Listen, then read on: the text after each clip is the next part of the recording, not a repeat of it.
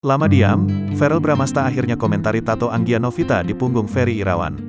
Belum lama ini, mantan istri Ferry Irawan, Anggia Novita, mendadak muncul dan buka suara. Anggia membeberkan sifat asli Ferry hingga soal tato wanita di punggung mantan suaminya itu.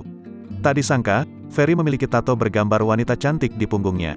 Yang menarik, wajah wanita itu ternyata adalah sosok mantan istri, yakni Anggia Novita. Mengenai hal ini, anak sulung Vena Melinda, yakni Verrell Bramasta akhirnya ikut menyoroti tato di tubuh Ferry Irawan jelang pernikahan sang ibunda. Diakui oleh Verrell, dirinya dan sang adik Atala Naufal mengaku mengetahui kabar tato yang ada di punggung calon ayah tirinya itu.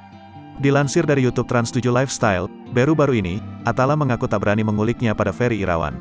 Meski begitu, Atala Naufal menegaskan jika Ferry Irawan sudah tak berhubungan lagi dengan sang mantan.